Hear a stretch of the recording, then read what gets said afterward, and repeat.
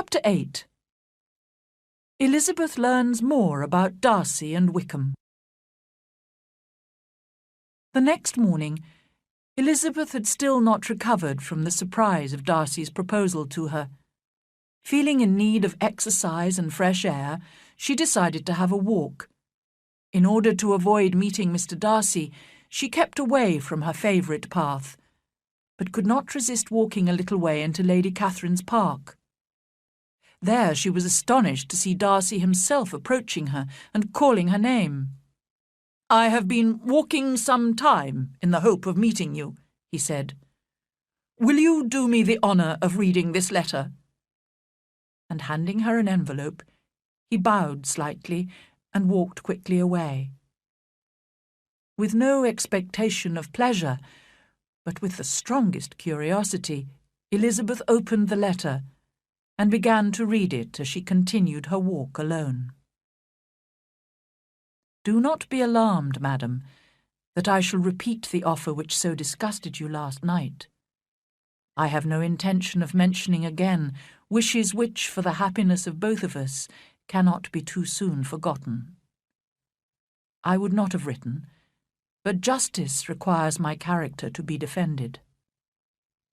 You accused me last night of two very different offences. The first was that I had separated Mr. Bingley from your sister, in spite of their mutual affection, and the second was that I had destroyed Mr. Wickham's chance of future wealth and happiness, in spite of my father's honourable promises to him. I hope that you will no longer blame me for either of these offences when you have read the explanation which follows. If I am forced to describe feelings which offend you, I can only say I am sorry." I had not been long in Hertfordshire before I noticed that Bingley preferred your elder sister Jane to any other young woman. But I had often seen him in love before, and it wasn't until the Netherfield ball that I realised how serious his attachment was. I was careful to observe your sister closely, and as her manners and appearance were as pleasant and cheerful as ever, I remained convinced that she did not feel strongly about him. I was perhaps deceived by her calmness, and in that case your anger has not been unreasonable. But I sincerely believed that her heart had not been touched. I objected to Bingley's possible marriage to her, not only for those reasons of social inferiority that I mentioned to you last night, but also for reasons which in my case I had tried to forget, but which I must state now.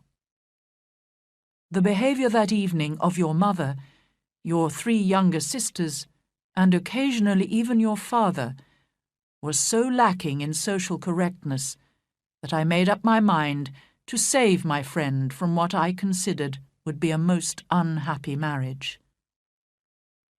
If you are upset by my description of your family's faults, it may comfort you to consider that you and your elder sister have avoided any share of blame and deserve nothing but honourable praise for your behaviour.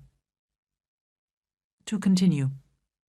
When I was in London, with the help of Bingley's sisters, who shared my opinion, I explained to him the disadvantages of marriage to your sister. This alone would not have been enough to prevent the marriage, if I had not also been able to convince him of your sister's indifference to him.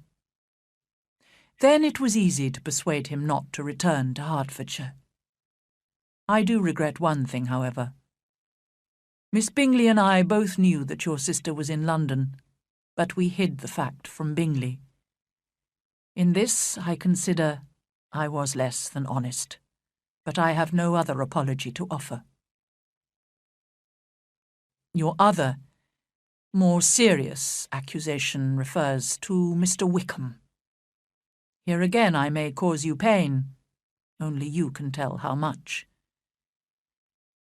In order to show you his real character, I must explain the whole of his connection with my family. His late father worked for mine for many years, helping to look after the Pemberley farms.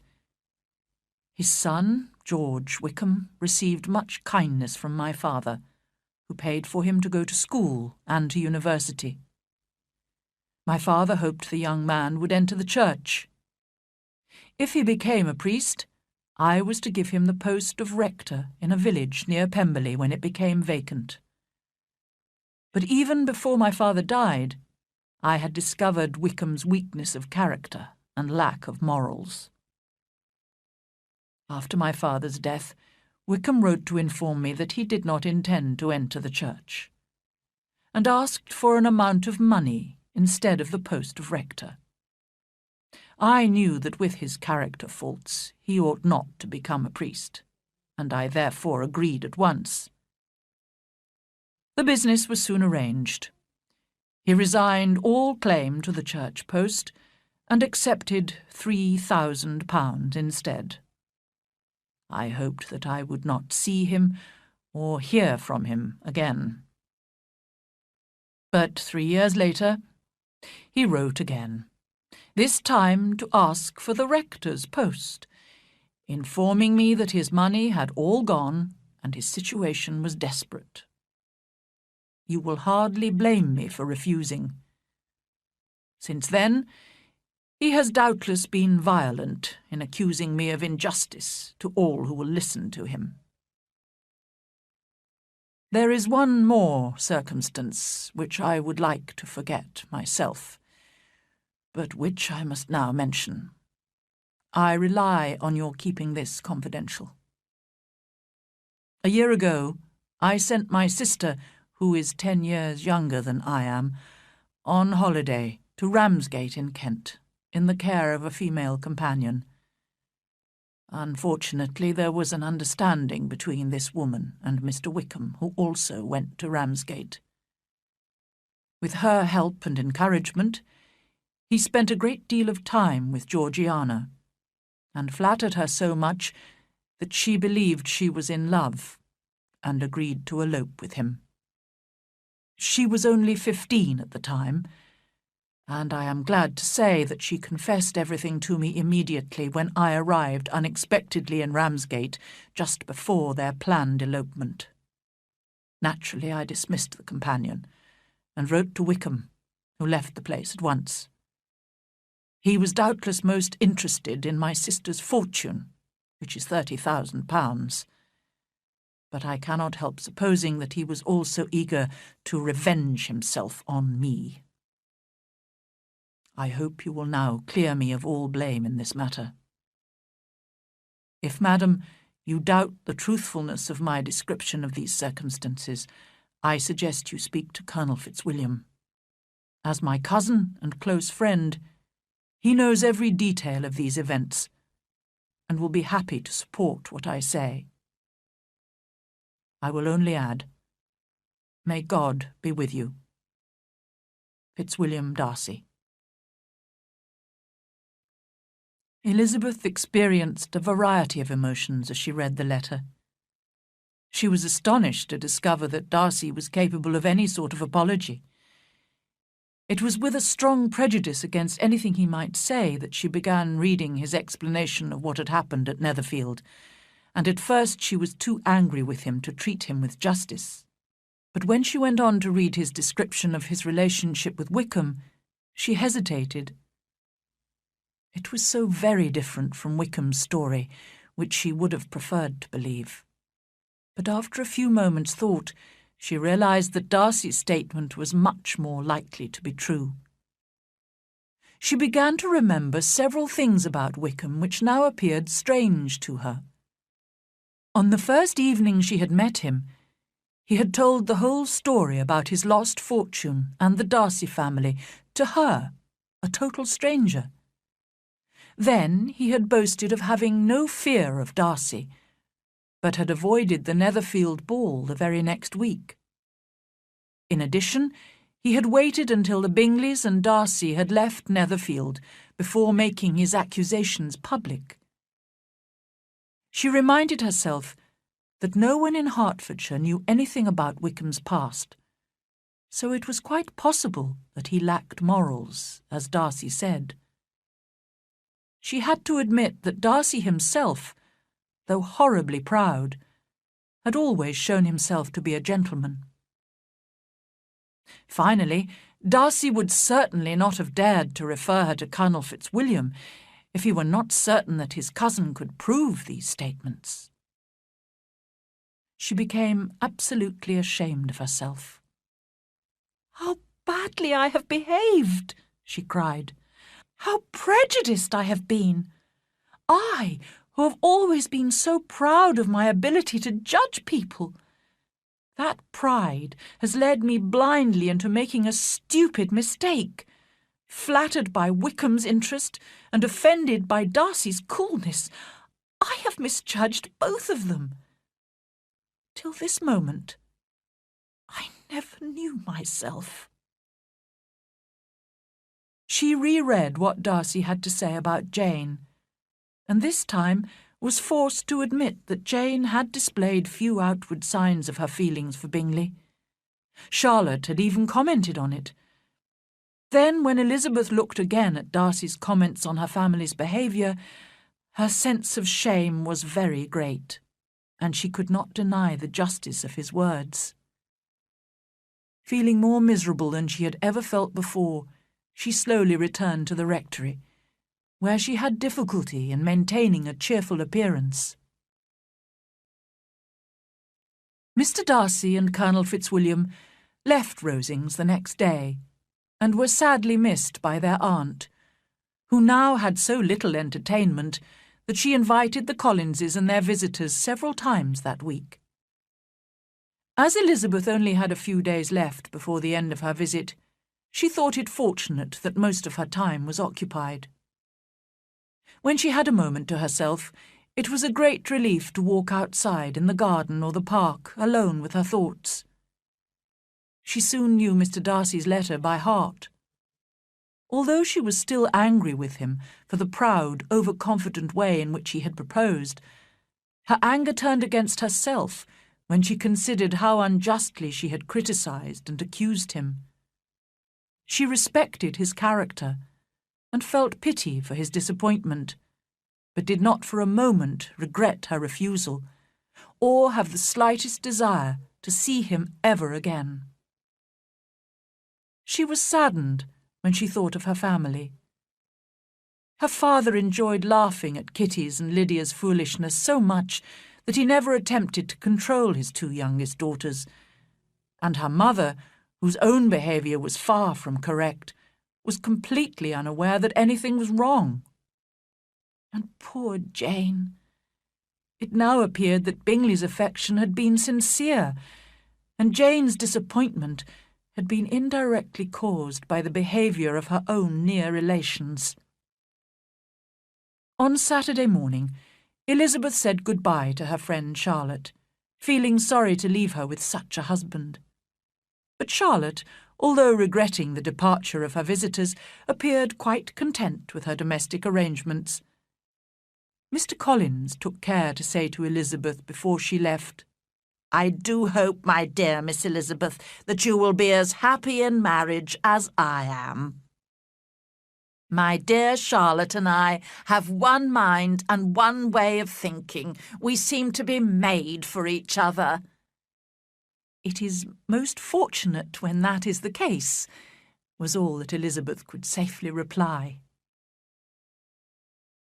By midday she had arrived in London, where she had arranged to stay a few days at her aunt's house.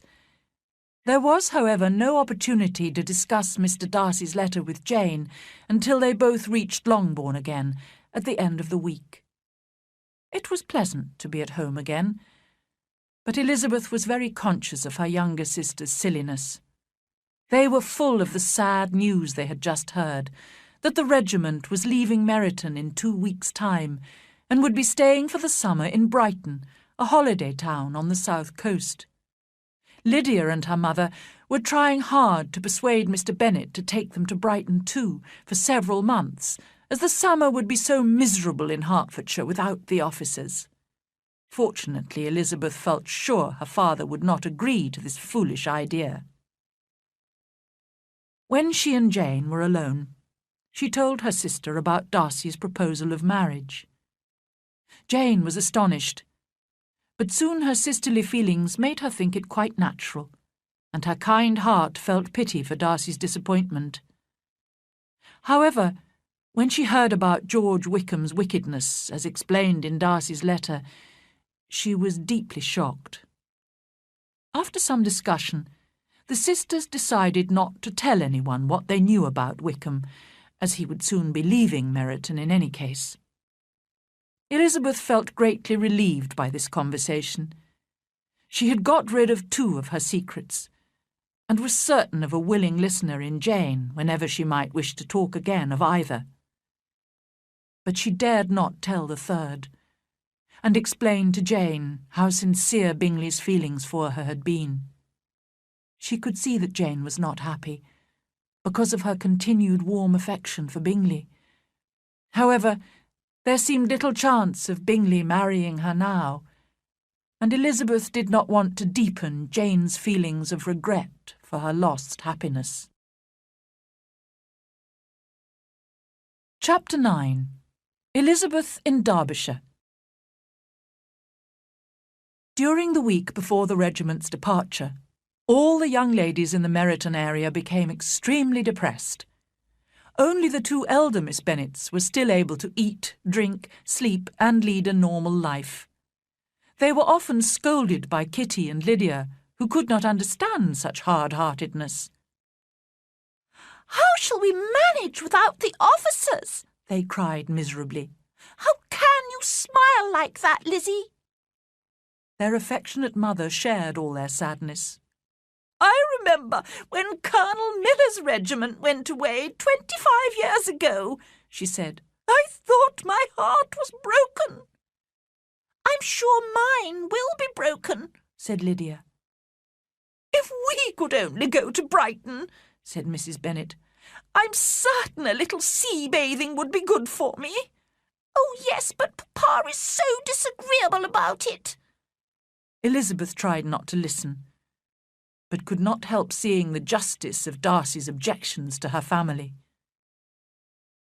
But soon Lydia's bitterness changed to absolute delight when she received an invitation from Colonel Forster's wife to accompany her to Brighton with the regiment.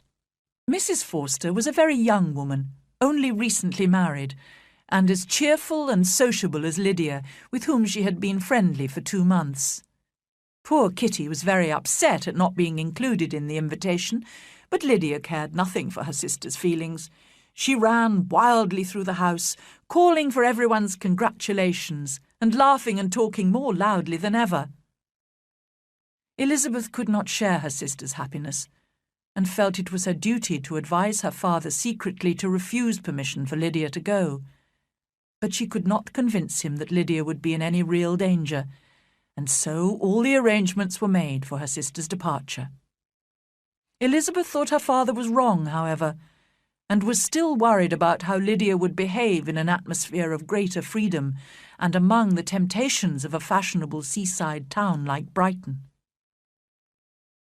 Elizabeth had seen Mr. Wickham regularly since her return from Kent, at family parties and visits. She no longer thought him so agreeable.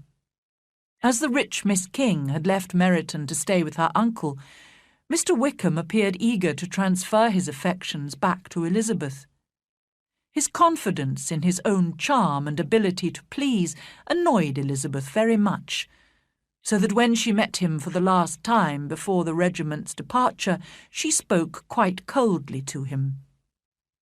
In reply to a polite question of his about her Hunsford visit, she could not stop herself mentioning her frequent meetings with Mr. Darcy and her favourable opinion of that gentleman's character. Wickham looked a little embarrassed and made no further attempt to charm Elizabeth. They separated at last with mutual politeness and possibly a mutual desire never to meet again. When Lydia left for Brighton, Elizabeth had to put up with Mrs. Bennet's and Kitty's constant complaints that Longbourn had become very dull. Fortunately, she was able to look forward to a trip which she would soon be taking with Mr. and Mrs. Gardiner.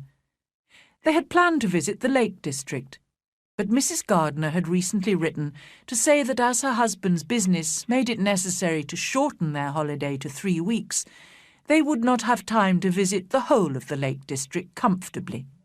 Instead, she suggested visiting Derbyshire, an area with a particularly strong attraction for her, as she had spent a large part of her early life there. Elizabeth was disappointed, but accepted the new plan at once. Although it was impossible to hear of Derbyshire without thinking of Pemberley and its owner, she felt sure she could avoid meeting Mr. Darcy there. 4 weeks later, Mr. and Mrs. Gardner arrived at Longbourn, where they had arranged to leave their children in Jane's care. The next day they set out with Elizabeth on their journey. The 3 of them made excellent travelling companions, sharing an intelligent interest in the people and places they saw on their way, and a strong affection for each other. After visiting Oxford, Blenheim, Warwick, Kenilworth, and Birmingham, they arrived in Derbyshire, and decided to stay in the small town of Lambton, where Mrs. Gardner had lived before her marriage. Elizabeth discovered that Mr. Darcy's house, Pemberley, was only 8 kilometres away from Lambton. "I often used to go to Pemberley when I was younger," said Mrs. Gardner. "Wouldn't you like to see it, Lizzie? We could go tomorrow. It's a beautiful place. Wickham spent his youth there, you know." I am rather tired of large country houses, Aunt," said Elizabeth, forced to pretend. How dreadful it would be to meet Mr. Darcy while viewing his house. But when she asked a servant at the hotel 1 or 2 careful questions that evening, she was told that Mr. Darcy was not at home at the moment. Greatly relieved, she felt able to agree to her aunt's suggestion when it was repeated the next morning, and Mr. Gardner ordered a carriage immediately. In a short time, they entered the gates of Pemberley Park and drove through an extensive and beautiful wood. At the top of a hill, they had their first view of Pemberley House, situated on the other side of a valley, with a line of high wooded hills behind. The house was a large, handsome stone building, which appeared to fit naturally into the scenery. Mr. and Mrs. Gardner were warm in their admiration, and Elizabeth was delighted. At that moment, she felt that to be mistress of Pemberley might be worthwhile. They drove up to the front door and asked to be allowed to visit the house. The Pemberley housekeeper, a respectable elderly woman, showed them round. All the rooms were of a good size and elegantly yet sensibly furnished. From every window there was an attractive view. Elizabeth began to admire the owner's taste in everything she saw. And I might have been mistress of this place, she thought. Instead of viewing these rooms as a stranger, I might be welcoming my uncle and aunt as visitors. But no, she suddenly remembered, that could never be. I wouldn't have been able to invite my uncle and aunt, or any other of my vulgar family connections. This was a lucky thought, which saved her from something like regret. She longed to inquire of the housekeeper whether her master were really absent, but luckily her uncle asked the question instead. It was quite alarming to hear that Mr. Darcy was expected to arrive the next day with a large group of friends. How glad Elizabeth was that their own journey had not been delayed a day. Mr. and Mrs. Gardner were enjoying their conversation with the housekeeper, who seemed content to talk about her master. "Mr. Darcy is a very handsome gentleman, as you will see from the painting upstairs. His sister is most attractive too, and so accomplished. She plays and sings the whole day. My master has just sent a new piano from London for her. He's such a kind brother. He'll do anything for Miss Georgiana." "Does Mr. Darcy spend much time at Pemberley?" asked Mr. Gardner. "Not as much as I'd like, sir." "If your master married, he might spend more time here." "Yes, sir, but I don't know when that'll be. I don't know who is good enough for him."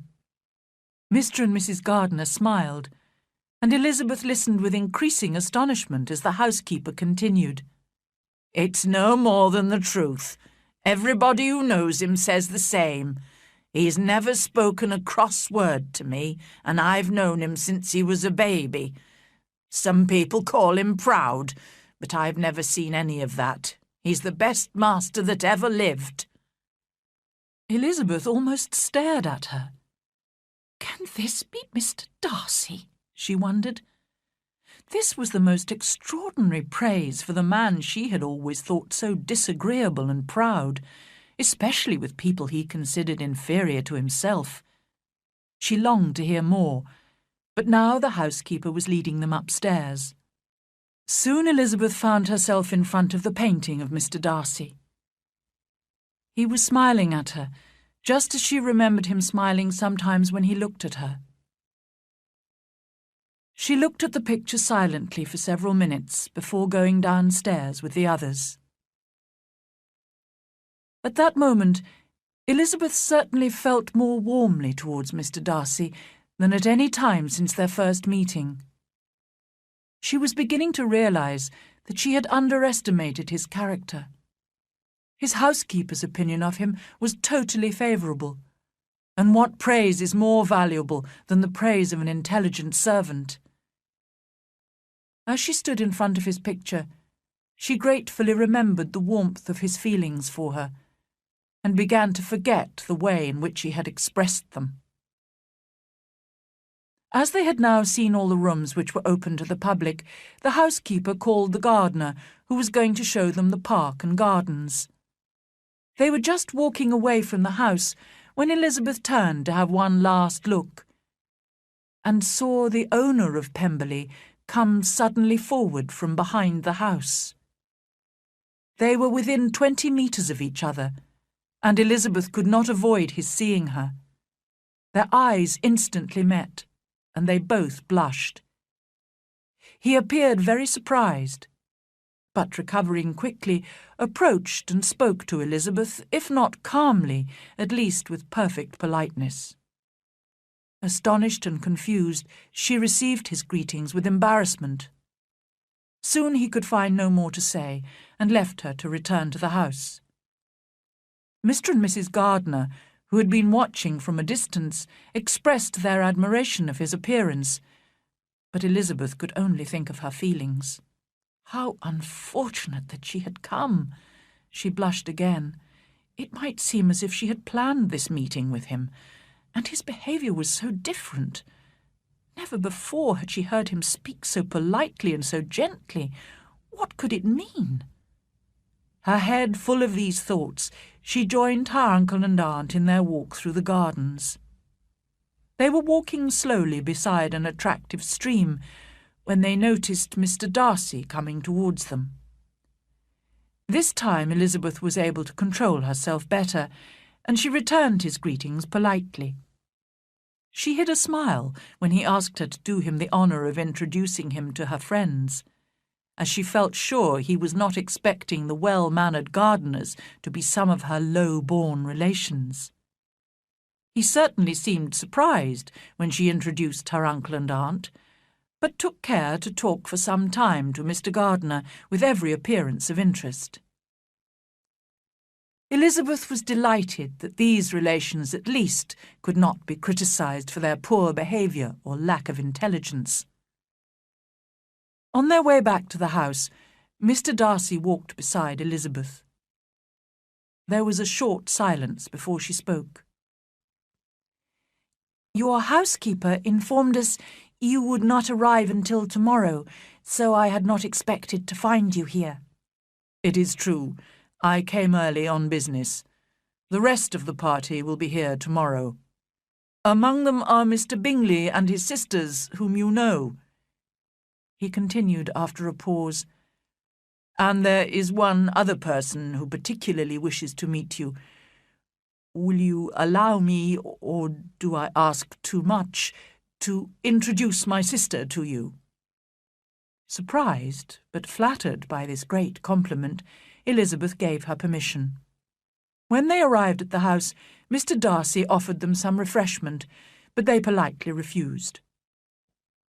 Mr. Darcy helped the ladies into the carriage, and as it drove away from Pemberley, Elizabeth watched him walking slowly back towards the house. Mr. and Mrs. Gardiner were loud in their praise of him, but Elizabeth said very little. The very next morning, Mr. Darcy brought his sister to visit Elizabeth and the Gardiners at the hotel in Lambton. Mr. and Mrs. Gardiner were astonished by the honour they were receiving, but Elizabeth's obvious embarrassment and Darcy's haste in making the visit so immediately soon provided them with an explanation. They observed their niece and Darcy carefully during the visit, and could not doubt that the gentleman was in love, although they were not certain of the lady's feelings. Elizabeth was delighted to discover that Georgiana Darcy, far from being proud, as Wickham had said, was just very shy, with quiet, gentle manners. It was clear that she greatly admired her brother, and had every intention of liking Miss Bennet, as Darcy had spoken of her so favourably. Elizabeth was also satisfied to see that Bingley, who was with the Darcys, did not seem particularly interested in Georgiana, in spite of Caroline Bingley's wishes, and she had to admit that she had never seen Mr. Darcy behaving so sociably and pleasantly, not only to herself, but also to the relations to whom he had referred with such disdain during that last conversation in Hunsford Rectory.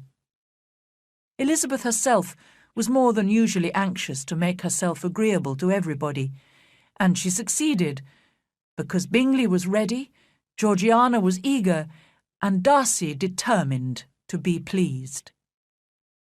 Miss Darcy, encouraged by her brother, invited Elizabeth and the Gardiners to dinner at Pemberley in 2 days' time, and when this invitation had been accepted, the Darcys and Mr. Bingley left, with many warm expressions of politeness on both sides. Mr. and Mrs. Gardiner were very curious about their niece's feelings for Mr. Darcy, but were careful not to question her. That evening, Elizabeth lay awake for 2 whole hours, trying to understand how she felt about him. She now thought of him with respect and a certain admiration, and was deeply grateful to him, not only for having once loved her, but for still loving her enough to forgive her bitter rejection of him, as well as all her unjust accusations. The change she had noticed, in a man who was once so proud, must be caused by his love for her. Now, since she was almost sure that if she wanted, she could encourage him to propose to her again, she only had to decide how far she wished to be involved in his future happiness, in which she already felt a real interest. Chapter 10. Lydia and Wickham. On the 3rd morning of her visit to Lambton, Elizabeth received 2 letters from Jane. The first had been badly addressed and sent elsewhere, then redirected. Her aunt and uncle were out walking, so she sat down to read them at once. The first had been written 5 days before, and started just as expected, with a description of Longbourn dinner parties and visits. But the second half of this letter was dated a day later, and was evidently written in a great hurry. This is what it said. Since writing the above, dear Lizzie, something most unexpected and serious has happened, but I do not wish to alarm you. We are all well. It concerns poor Lydia. An express letter came at midnight last night, when we were all in bed, from Colonel Forster, to inform us that she had run away to Scotland with one of his officers, with Wickham, in fact. There, of course, she can marry without her parents' approval. Imagine our surprise. What a foolish marriage for both of them. But at least he is not interested in her money, as he must know my father can give her almost nothing. Kitty admits that she knew about Lydia's attachment to Wickham from Lydia's letters. Our poor mother is very upset. I must finish now, as I cannot stay away from her for long. I hope you can read this. I hardly know what I have written." Without allowing herself time to think, Elizabeth opened the second letter, dated a day later, and read impatiently, "My dearest sister, I am so confused I cannot write properly. I have bad news for you. Foolish though a marriage between Mr. Wickham and our poor Lydia might be, we are now only too anxious to hear that it has taken place. There is reason to fear they have not gone to Scotland. Colonel Forster arrived here yesterday. He tells us that one of the officers, a close friend of Wickham, believes that Wickham never intended to go to Scotland or to marry Lydia at all. The Colonel followed the couple as far as London, but they have not been seen leaving the capital. Our anxiety, my dear Lizzie, is very great. My father and mother believe the worst, and the Colonel fears Wickham is not a man to be trusted. But I cannot believe him to be so wicked. And is Lydia so completely lacking in morals that she could live with a man without being married? Impossible. Now my poor mother is really ill. My father is angry, for perhaps the first time in his life, and Kitty is being scolded for keeping the attachment a secret. While I am glad, dearest Lizzie, that you have been spared some of the confusion and worry we have been experiencing, I cannot help begging you all to come home as soon as possible. My father is going to London with the Colonel to try to find Lydia. I think he is too upset to achieve results in the best and safest way, and my uncle's advice and help would be everything in the world. I rely on his goodness." "Oh, where is my uncle?" cried Elizabeth, running to the door. But just as she reached it, Mr. Darcy came in. Her pale face and strange manner prevented him from speaking, and she, who could think of nothing except Lydia, said hurriedly, "Excuse me, but I must leave you. I must find Mr. Gardiner immediately. There is not a moment to lose." "Good God! What is the matter?" he cried. Then added, "Let me, or let the servant, go to find Mr. and Mrs. Gardiner. You are not well enough. You cannot go yourself." Elizabeth hesitated, but her legs were trembling and she realized he was right. After giving the servant her message, she sat down, looking so ill that Darcy could not leave her, or stop himself, saying gently, "Let me call someone to look after you. Shall I get you a glass of wine? You are very ill." "No, thank you," she replied. "I am quite well. I am only upset by some dreadful news I've just received from Longbourn." She burst into tears, and for a few minutes could not speak another word. Darcy watched her miserably in sympathetic silence. At last she spoke again. "It cannot be hidden from anyone. My youngest sister has eloped with Mr. Wickham. You know him too well to doubt what will happen. She has no money, no connections, nothing that can tempt him to marry her. She is lost forever, and I could have prevented it. I knew how bad his character was. If only I had told my family what I knew about him. But it is all too late now." Darcy looked at her in astonishment. "I am shocked," he said, "and sad, very sad. What has been done to find her and bring her back?" "My father has gone to London, and I hope my uncle will go too. We shall leave Lambton, I hope, in half an hour. But I know very well that nothing can be done. How can such a man be persuaded? How can we even find them? I have not the smallest hope. It is horrible." Darcy made no answer. He was walking up and down with a serious, thoughtful expression on his face. Elizabeth soon observed and instantly understood it. she was losing her influence over him. This proof of moral weakness in her family was driving him away from her. Never before had she so honestly believed she could have loved him, as now, when mutual affection must be impossible. But she could not think for long of herself, when Lydia's situation was so desperate. Mr. Darcy left almost immediately, politely regretting that Elizabeth and her aunt and uncle would not, in the circumstances, be able to come to dinner at Pemberley that day, and again expressing his sympathy. When Mr. and Mrs. Gardiner entered the room, Elizabeth hurriedly explained everything to them, and was greatly relieved when they agreed to leave at once to return to Longbourn. Their packing was done at great speed, and soon they were in the carriage, driving south.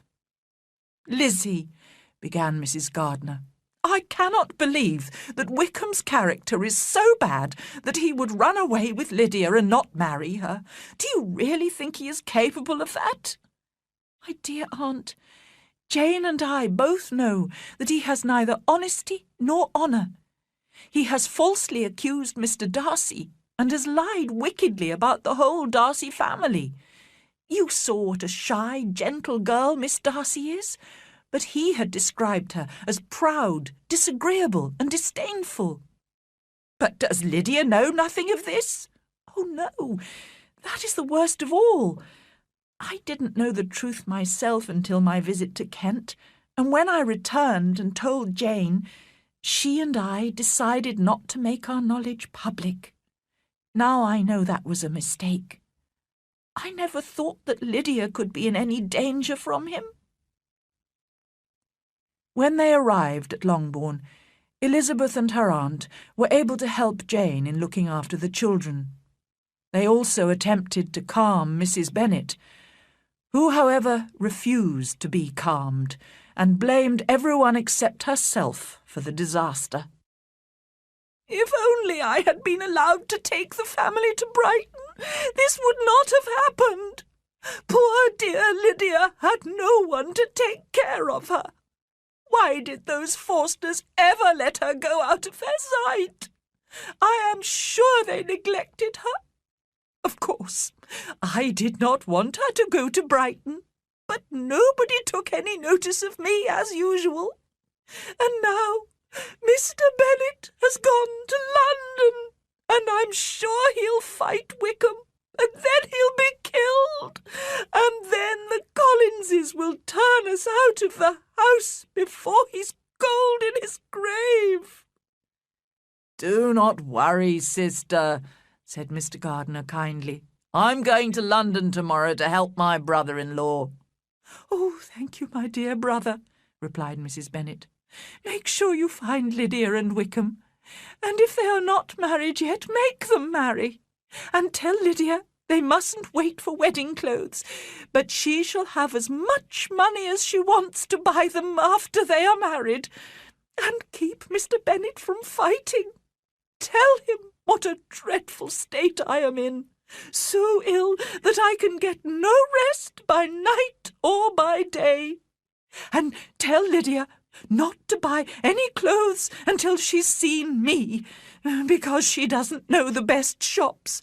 Oh, brother, how kind you are!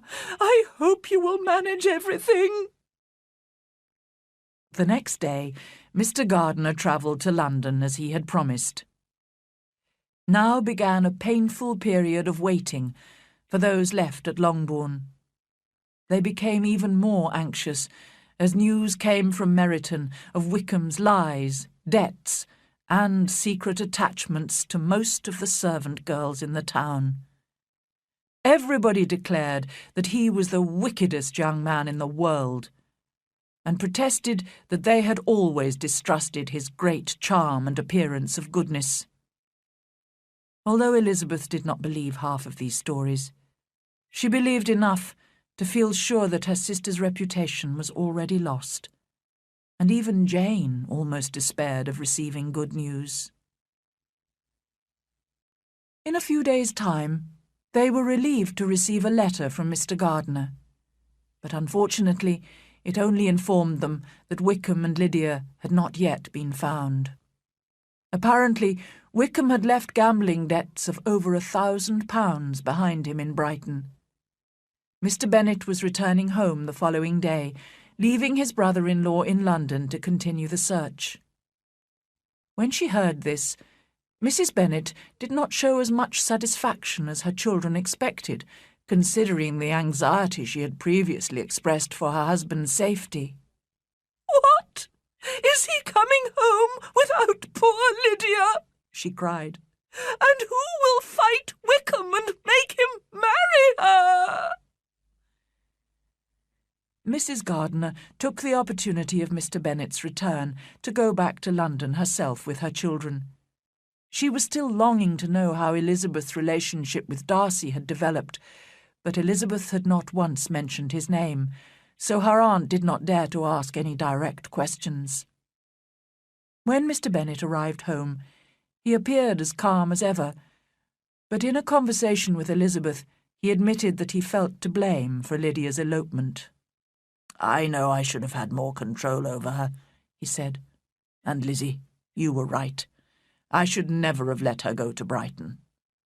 Kitty, who was listening, said, "Papa, if I ever went to Brighton, I'd behave much better than Lydia has done." "You go to Brighton?" cried her father. "I would not trust you within 20 kilometres of the place for £50. No, Kitty, I have at last learned to be cautious, and you will feel the effects of it. No officer may ever enter the house again, or even pass through the village, and balls will be absolutely forbidden unless you dance only with your sisters." Kitty, taking these threats seriously, began to cry. "Well, well," said he, "don't make yourself unhappy. If you are a good girl for the next 10 years, I'll take you to the theatre at the end of that time." 2 days later, the news for which they had all been waiting so anxiously arrived. Mr. Gardiner's letter informed them that Wickham and Lydia had been found, but that they were not married. However, certain financial arrangements had been made with Wickham. Mr. Bennet was asked to pay Lydia £100 a year, as well as arranging for her to inherit her equal share of the £5,000 which the Bennet girls would inherit after their parents' death. If these reasonable conditions were agreed, Wickham had promised to marry Lydia. At first, Elizabeth and Jane were delighted that their sister's reputation would be saved through marriage, even to such a man as Wickham. But then their father explained that Wickham would never have agreed to marry Lydia unless he had been paid a considerable amount of money immediately. They began to worry that it would be difficult to repay Mr. Gardiner, who must have bribed Wickham in this way. Mrs. Bennet, however, had no such worries. "He is her own uncle after all," she cried happily. "Why shouldn't he pay? My dear, dear Lydia, married at 16. How I long to see her, and dear Wickham too. But the wedding clothes! I'll write to my sister-in-law about them at once. I'm so happy. In a short time I'll have a daughter married. Oh, Mrs. Wickham, how well it sounds!" Now that Lydia was going to be married, Elizabeth greatly regretted telling Darcy of her fears for her sister. But even if Lydia had been married in the most honourable way, it was extremely unlikely that Mr. Darcy would wish to connect himself with a family in which there was a close relationship with Wickham, the man he most justly disliked. She could not expect him to go on caring for her, as she felt certain he had done when they met in Derbyshire. But now that she was sure he could not love her, she was convinced they could have been happy together. He seemed to be exactly the man who would have suited her. They could have usefully influenced each other. His mind might have been softened, and his manners improved by her sociability, and she might have learnt from his greater judgment and knowledge of the world.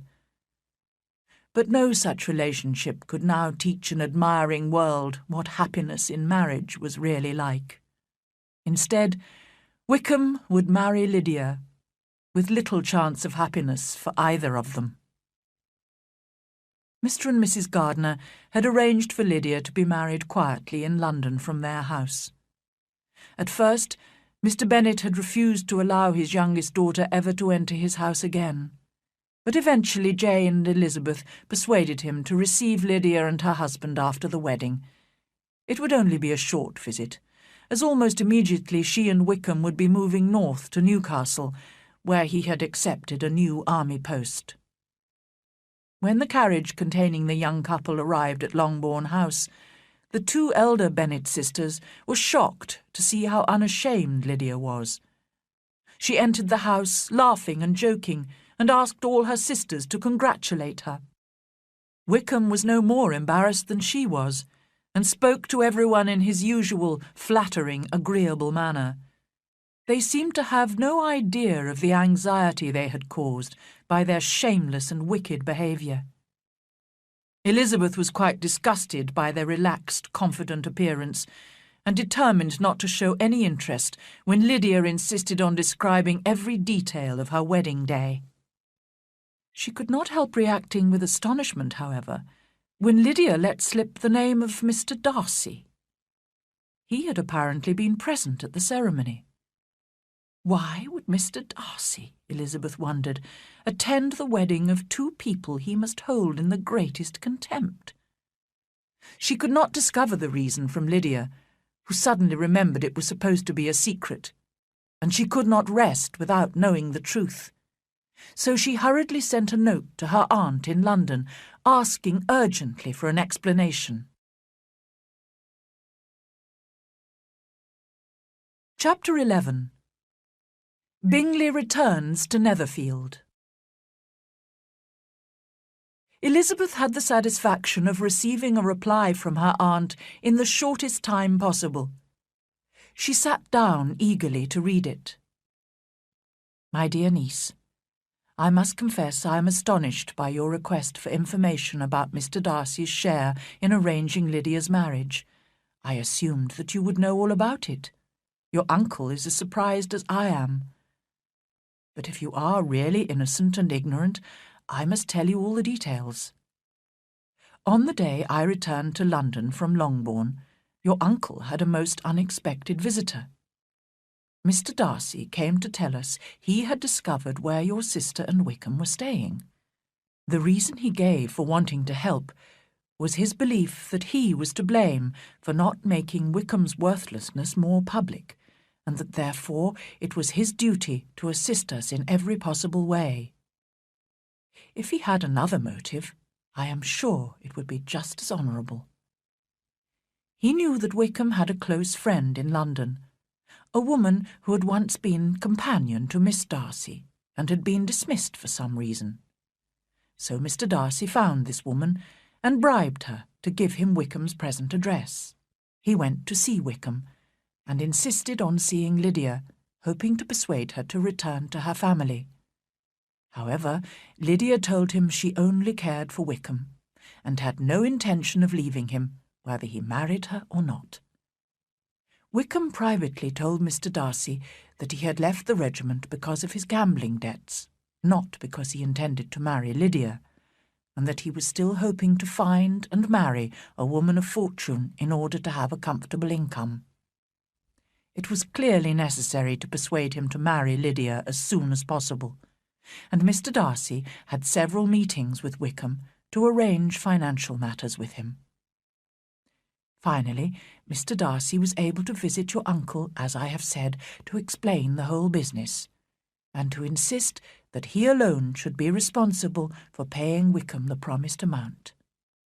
Your uncle argued with him for a long time, but our visitor was so obstinate that Mr. Gardiner eventually had to agree.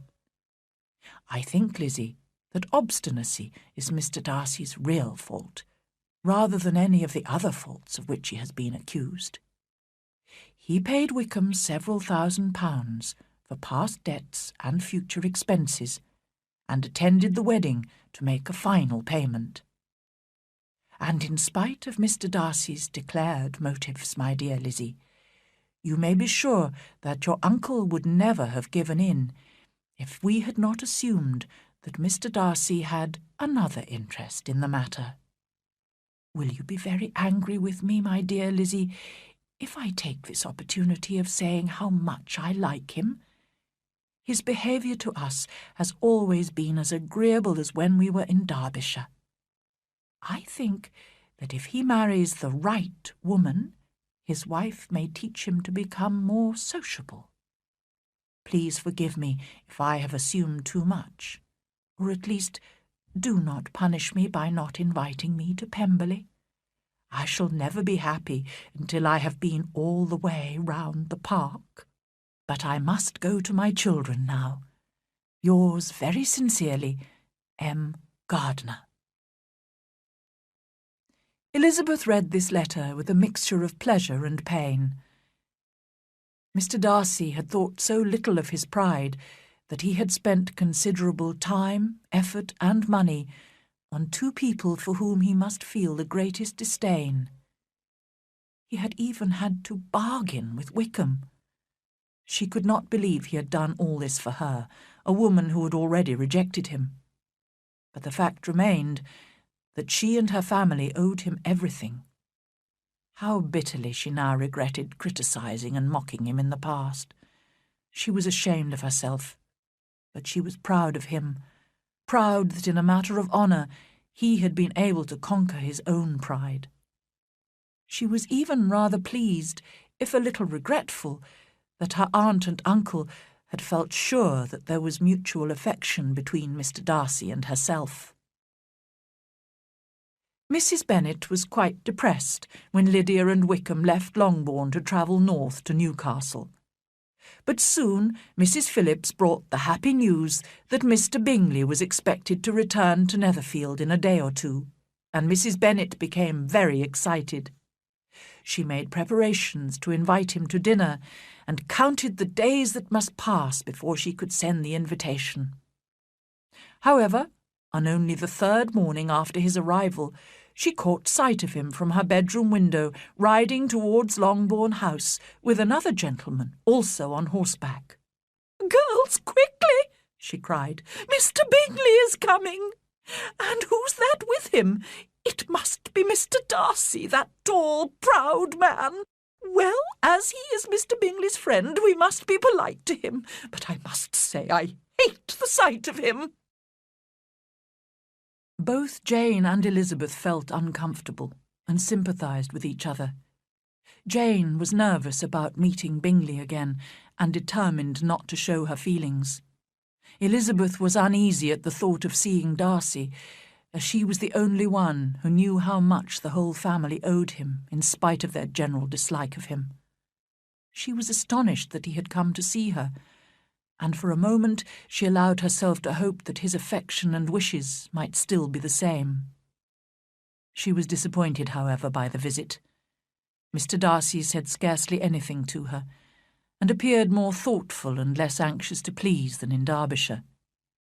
She wondered bitterly why he had come. In addition, she was highly embarrassed by her mother's behaviour. With flattering smiles, Mrs. Bennet concentrated all her conversation on Mr. Bingley, while throwing the occasional unpleasant remark in Mr. Darcy's direction. The only positive effect of the gentleman's visit was the way in which Jane's charm and beauty appeared to excite Mr. Bingley's admiration all over again, which Elizabeth was relieved and delighted to see. The Bennet family did not see the two gentlemen again until Tuesday, when they came to dinner at Longbourn. It was a great pleasure to Elizabeth to watch Bingley sitting beside Jane and talking happily to her, but this was the only enjoyment she gained from the party. Mr. Darcy was unfortunately sitting a long way from her, next to Mrs. Bennet. Elizabeth could see how seldom they spoke to each other, and how cold and formal their behaviour to each other was. She would have given anything to be able to tell him that his kindness was appreciated by at least one of the family. All through the long dinner, she desperately hoped there would be an opportunity for her to have some real conversation with him later. But the evening passed without any more than a short exchange of politeness between them, and Elizabeth lost all hope of immediate happiness. 2 days after this, Mr. Bingley called at Longbourn House again. This time he was alone, as Mr. Darcy had gone to London. He sat with the ladies for over an hour, talking cheerfully and agreeably to them. He came the next morning, and again in the evening. Mrs. Bennet took every opportunity to leave him alone with Jane, by calling her other daughters out of the room for some reason or other. She was hoping to encourage him to propose, but in spite of her efforts, Bingley remained charming and agreeable and unattached. But on the third day, Bingley came in the morning to go shooting with Mr. Bennet. He stayed for lunch, and was still there in the evening. And when Elizabeth entered the sitting-room unexpectedly, to her surprise, she saw Jane and Bingley standing close together near the fire. They turned hurriedly when they heard her, and moved awkwardly away from each other. Bingley whispered something to Jane, and ran out of the room. Jane could not keep her secret from her sister, and kissing her, cried, "I am the happiest creature in the world. Oh, Lizzie, I do not deserve this. Why isn't everybody as happy as I am?" Elizabeth congratulated her sister most warmly and sincerely. At last, she thought, the end of all Mr. Darcy's anxious advice, the end of all Caroline Bingley's lies and plans, the happiest, wisest, most reasonable end. "I must go and tell my mother," continued Jane, "as he has just gone to ask my father's permission. Oh, Lizzie, what happiness!" It was a joyful evening for all of them. Jane looked more beautiful than ever, and Bingley was clearly very much in love. Mrs. Bennet could not say enough to describe her delight, although she talked of nothing else all evening, and Mr. Bennet was evidently very pleased. Before the two eldest sisters went to bed that night, Elizabeth listened willingly to Jane's long description of Bingley's good qualities.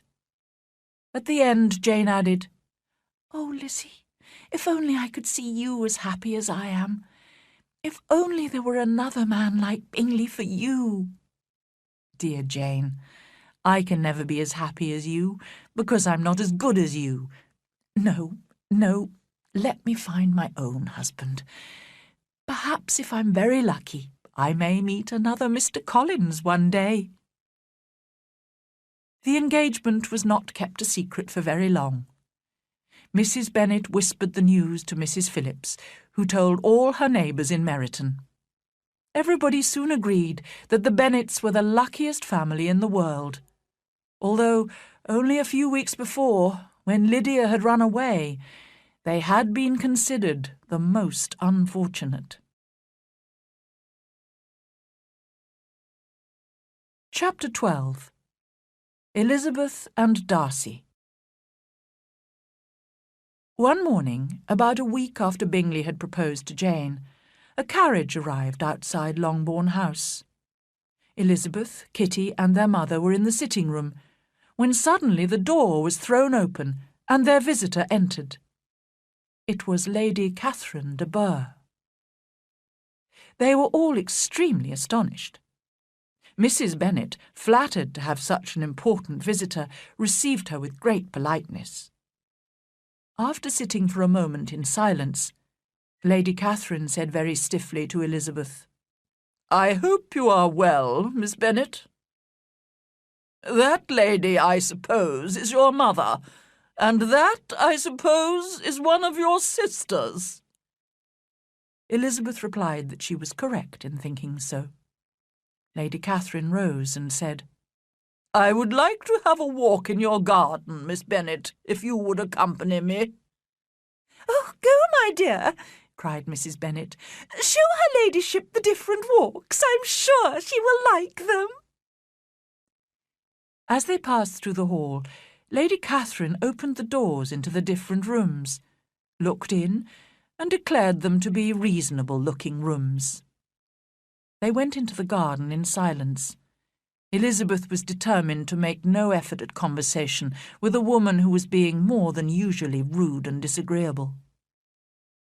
Lady Catherine began speaking when she was sure they were alone. "You must know, Miss Bennet, why I have come." Elizabeth looked surprised. "Indeed, you are mistaken, madam. I have no idea why you are honouring us with a visit."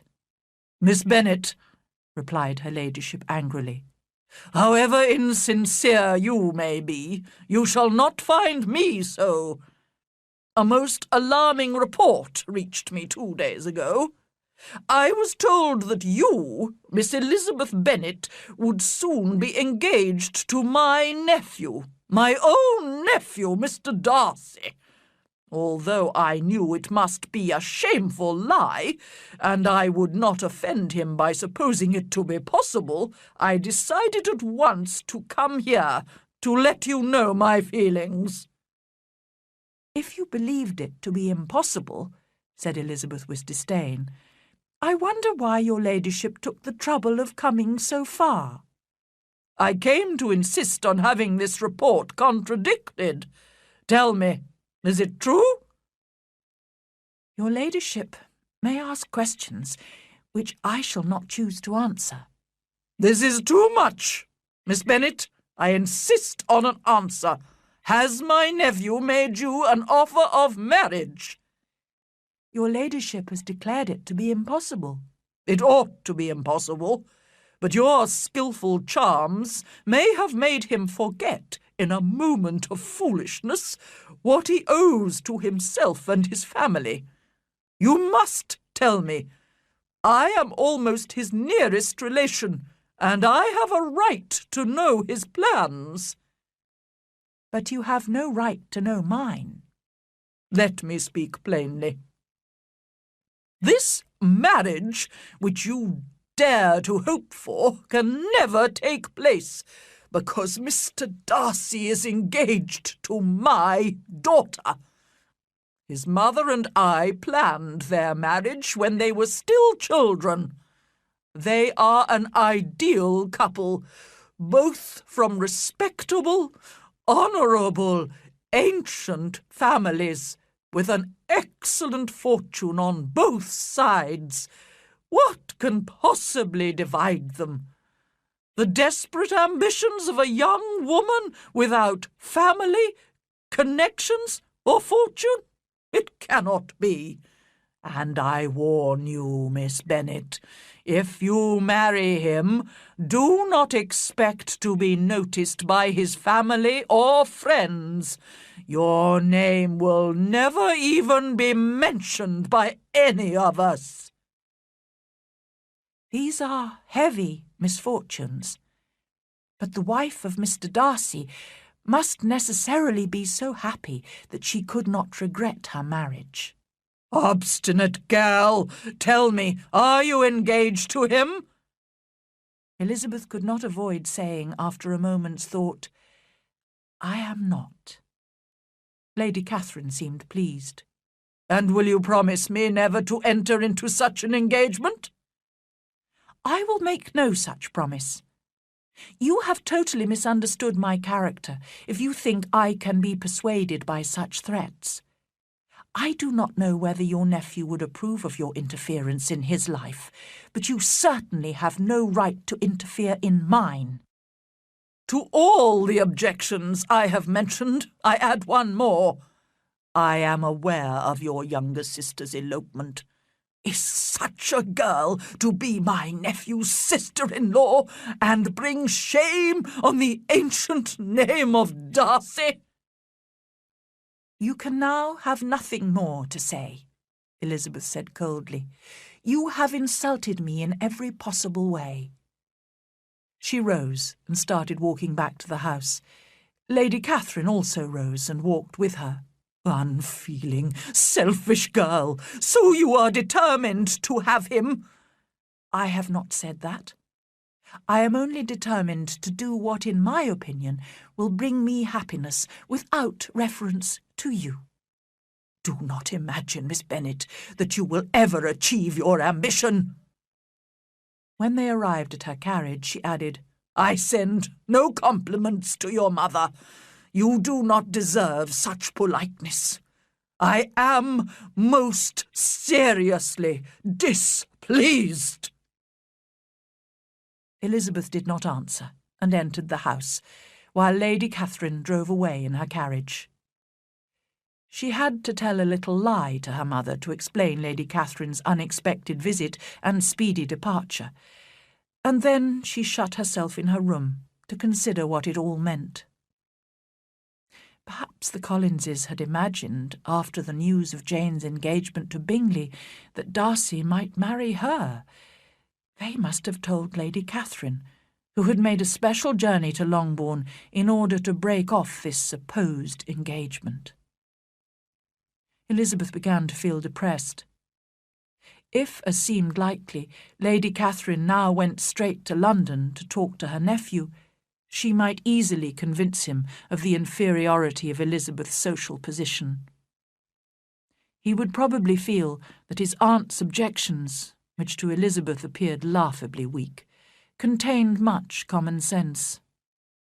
In that case, he might make up his mind not to marry her under any circumstances, and to keep away from Longbourn altogether. The next morning, Mr. Bennet called Elizabeth into the library. In his hand he had a letter which he had just received. "Lizzie, I did not know I had 2 daughters about to be married. I congratulate you on a very important conquest." Elizabeth blushed, thinking that Darcy himself had written. "You seem to know what I mean, but I think even you will not be able to guess your admirer's name. This letter is from Mr. Collins, and he first congratulates me on Jane's engagement, of which the gossiping Lucases have told him. Apparently the Lucases also think that my daughter Elizabeth might soon be marrying one of the great gentlemen in the country, Mr. Darcy, in fact. Now, Lizzie, I think I have surprised you. Could he have chosen anyone we know as a more unlikely husband for you? Mr. Darcy, who never praises, only criticises women, and who probably never looked at you in his life. What an admirable choice!" Elizabeth tried to share her father's amusement, but had never appreciated his humour so little. He goes on to say that when he dutifully gave this news to her ladyship, she made many objections, and stated that she would never agree to the marriage. He kindly gives us this information, he says, to prevent his cousin Elizabeth and her admirer from rushing into a marriage not approved by their families. Well, Lizzie, what do you think of that? I do enjoy Mr. Collins's letters, and I am delighted the Lucases thought of Mr. Darcy. His perfect indifference to you and your strong dislike of him make it so extremely amusing. Don't you agree? Elizabeth had great difficulty in pretending to be amused by the letter. It was necessary to laugh, when she would rather have cried. Her father had most cruelly hurt her by speaking of Darcy's indifference, and she began to wonder whether perhaps instead of his seeing too little, she might have imagined too much. In spite of Elizabeth's doubts, however, Mr. Darcy returned to Netherfield a few days later, and he and Mr. Bingley came to Longbourn soon afterwards. Bingley suggested they should all go for a walk, and while he and Jane concentrated on their own private conversation some distance away, Elizabeth found herself alone with Mr. Darcy. Taking a deep breath, she said bravely, "Mr. Darcy, I can no longer stop myself from thanking you for your extraordinary kindness to my poor sister. If the rest of my family knew of it, they would add their grateful thanks to mine." "I had hoped to keep it a secret," he answered. "But if you must thank me, let it be for yourself alone. I shall not attempt to deny that wishing to give happiness to you was one of my reasons for helping your sister. But your family owe me nothing. Much as I respect them, I believe I thought only of you." Elizabeth was too embarrassed to say a word. After a short pause, he added, "You are too generous to play with my feelings. If you still feel as you did last April, tell me so at once. My affections and wishes are unchanged, but one word from you will prevent me from ever mentioning them again." Elizabeth forced herself to speak, and immediately, though hesitatingly, gave him to understand that her feelings had changed so considerably since that time that she was now grateful and pleased to accept his proposal. When Darcy heard this, he was probably happier than he had ever been before, and he expressed himself as warmly and sensibly as a man violently in love can. They walked on, without noticing in which direction. There was so much to be thought and felt and said. She soon learnt that his aunt had indeed seen him in London after her disappointing visit to Longbourn, but unluckily for her ladyship, her critical comments and description of her conversation with Elizabeth produced exactly the opposite result to what she had intended. "It taught me to hope," Darcy explained, "as I had hardly ever allowed myself to hope before. I knew that if you had decided never to marry me, you would have admitted it to Lady Catherine openly and honestly." Elizabeth blushed and laughed as she replied, "Yes, you have experienced my honesty. After scolding you so rudely to your face, I was obviously quite capable of criticising you to all your relations." "I certainly deserved all your accusations. As an only son, I was brought up to be selfish and proud, and to consider myself superior to others. I would have continued like that, if you, dearest, loveliest Elizabeth, had not taught me a lesson. I owe you a great deal for that." "And how soon I thought better of you when I read the letter you sent me. When I realised your description of events must be true, all my prejudices against you were removed." They talked of their unexpected meeting at Pemberley, which had renewed their interest in each other, of Georgiana Darcy's immediate liking for Elizabeth, and of the engagement between Jane and Bingley. "I guessed," smiled Elizabeth, "that you had given your permission for their marriage."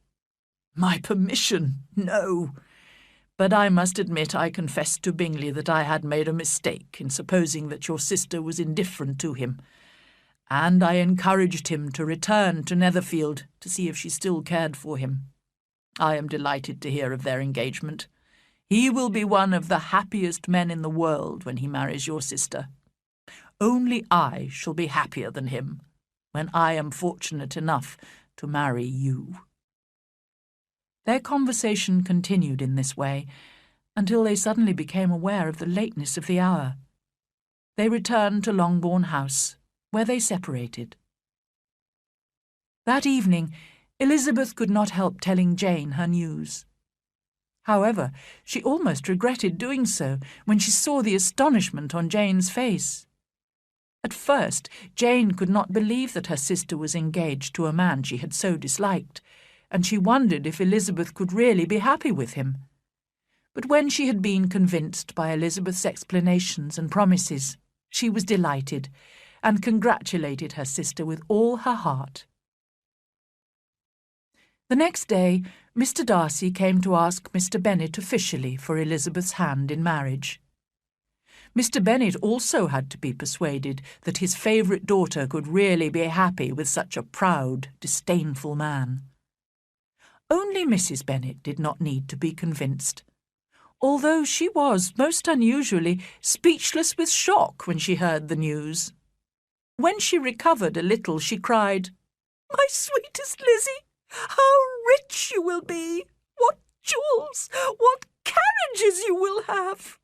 Mr. Darcy, such a charming man, so handsome, so tall. I am so sorry I disliked him before. 10,000 a year! Oh, my dear Lizzie! During the weeks of her engagement, Elizabeth was glad to see that all her family were beginning to appreciate Mr. Darcy's good qualities. Determined to protect him from her mother's over-familiarity, she was relieved to see that Mrs. Bennet respected her future son-in-law too much to say more than a few words to him. In spite of this, Elizabeth looked happily forward to the time when she and Darcy would leave Longbourn and move to all the comfort and elegance of their own home at Pemberley. Mrs. Bennet was a happy mother indeed on the day when she got rid of her two most deserving daughters. It may be guessed with what delighted pride she afterwards visited Mrs. Bingley and talked of Mrs. Darcy.